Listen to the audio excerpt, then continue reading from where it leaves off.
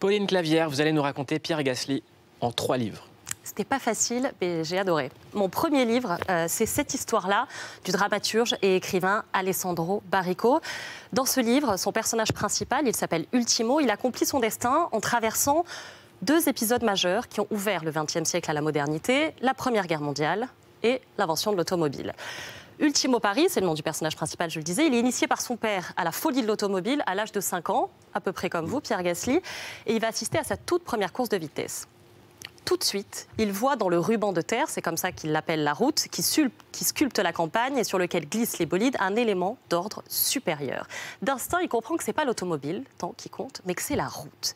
Et il va avoir une seule obsession, c'est créer une route parfaite. Ça va être l'obsession de sa vie, sa vocation, et il le dit d'une manière qui est sublime. Il dit « Je la ferai suffisamment longue pour pouvoir y mettre toute ma vie bout à bout, courbe après courbe, tout ce que mes yeux ont vu et qu'ils n'ont pas oublié. Rien ne sera perdu, ni la courbe d'un coucher de soleil, ni le pli d'un sourire. » Et cette phrase-là, ça m'a rappelé une phrase d'Ayrton Senna qu'il prononce après avoir gagné le Grand Prix du Brésil en 1991. Je ne sais pas si vous vous rappelez, Pierre Gasly. Ayrton Senna dit « Tout ce qu'une vie humaine peut vivre, je l'ai vécu en un tour. » Incroyable cette phrase. Ouais. Elle est magnifique, ça fait vraiment écho à ce livre. Bref, je pense que celui-là, il est vraiment fait pour vous. Mon second livre, Pierre, c'est Ce que nous dit la vitesse du philosophe et sociologue Jean-Philippe Domecq. Alors difficile, nous dit-il, de mettre des mots sur ce qui se passe là, sous nos yeux, lorsqu'on assiste à une course de Formule 1. Rien de métaphysique, a priori, des voitures qui tournent en rond. Et pourtant, un Grand Prix peut réunir jusqu'à 1 milliard de téléspectateurs à travers le monde.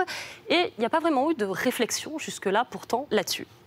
Jean-Philippe Domecq nous en propose une. Les courses de Formule 1, nous dit-il, sont un rituel, un condensé de la vie. Et selon lui, la Formule 1, elle contracte l'espace-temps. Les pilotes, ils nous donnent donc une leçon, ils nous montrent que l'on peut reculer la perception que nous avons de l'espace et du temps. Par exemple, Mouloud, pour nous, 2 secondes, c'est pas grand-chose. Si. C'est presque rien, c'est presque un temps mort, si je compte jusqu'à 2. Et pourtant, regardez, pour Ayrton Senna, c'est ça.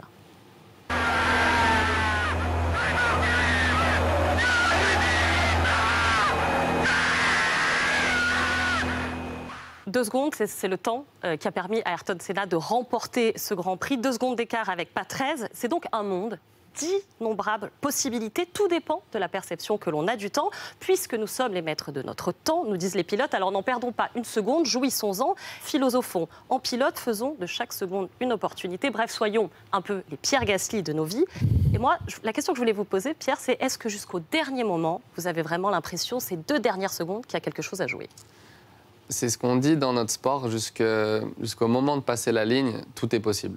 Et c'est vrai, il y a des moments où, dans la course, il se passe des mauvaises choses au départ, on a l'impression qu'on peut se retrouver vraiment dernier, on se dit, voilà, on a peut-être pas beaucoup d'opportunités. Et il va se passer des événements pendant la course qui vont te relancer, qui vont t'ouvrir des opportunités, un peu comme on l'a eu à Monza aussi, nous, avec les voitures de sécurité. Il s'est passé des événements qui nous ont donné des opportunités. Et donc, c'est vrai, jusqu'au dernier tour, dernier virage, on l'a vu avec Sainz qui n'était pas loin, jusqu'au moment de passer la ligne, chaque seconde est une opportunité. Hein. C'est vraiment une belle phrase. On peut monter en accélération à combien ? En 2 secondes, nous, c'est à peu près le temps qu'on met pour faire 0 à 100. 2 secondes, ah oui, quand même. 2 secondes 2. Oui, c'est...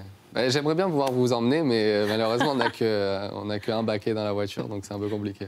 Mon dernier livre, c'est celui-ci, François Sagan, avec mon meilleur souvenir, une autobiographie qui date de 1984 et un chapitre entier dédié à la vitesse. C'est simple, la vitesse en littérature, c'est François Sagan. Elle aimait tellement ça qu'en 1957, elle a un terrible accident qui la laisse alitée pendant un long moment. Et elle va mettre en parallèle, en fait, le travail d'écrivain et le travail de pilote. Elle dit que les deux, en fait, occasionne une remise en cause de la vision, de la perception, et qu'il transcende le travail d'écriture et la vitesse, le sens commun, qu'il abolit le sens commun. Et c'est ce que cherche Françoise Sagan, c'est être grisée, et elle en parle mieux que personne. Elle dit « Le goût de la vitesse n'a rien à voir avec le sport. De même qu'elle rejoint le jeu, le hasard, la vitesse rejoint le bonheur de vivre, et par conséquent, le confus espoir de mourir qui traîne toujours dans le dit bonheur de vivre. » Est-ce que vous l'avez, vous, ce confus espoir, Pierre Gasly ?